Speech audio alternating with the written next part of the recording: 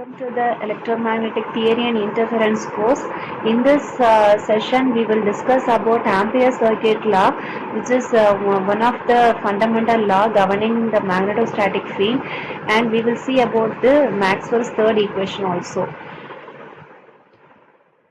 So in the previous session, we discussed about the Biot-Savart law, which is used to determine the magnetic field intensity.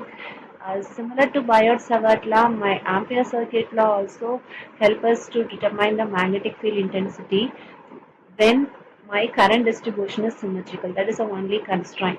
When the symmetrical current distribution is available, I can easily determine the magnetic field intensity by applying this law. And this is going to be a special case of Biot-Savart law. So let us see what that law states. So line integral of the magnetic field intensity around the closed path is same as the current enclosed by that path. So this is the Ampere's law. So closed line integral of H dot dl is equal to current enclosed. So now let us see how the Maxwell's third equation is derived from here. We are writing the Ampere's law and we are going to apply the Stokes theorem to the left hand side. So this is my left hand side, right? The line integral part I am equating to applying the Stokes theorem, where I can relate the line integral to the surface integral of curl of the same vector. So that's my Stokes theorem.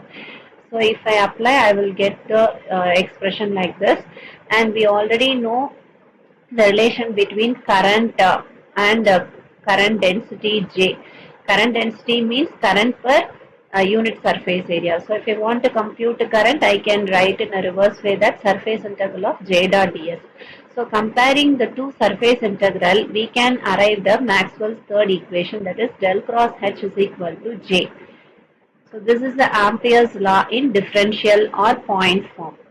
Okay, and the integral form is this. That is surface integral of del cross H dot ds is equal to surface integral of J dot ds. This is my Ampere's law in integral form.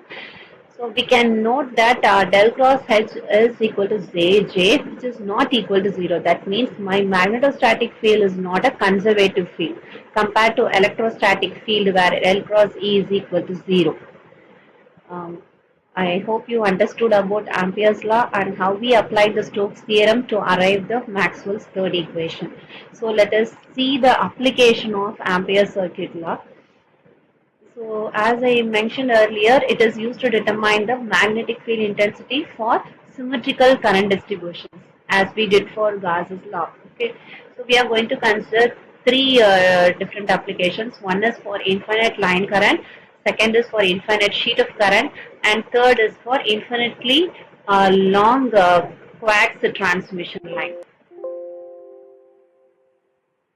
So infinitely long coax transmission line, and in all the cases we are going to apply the Ampere circuit law, that is closed line integral of H dot dl equal to current enclosed.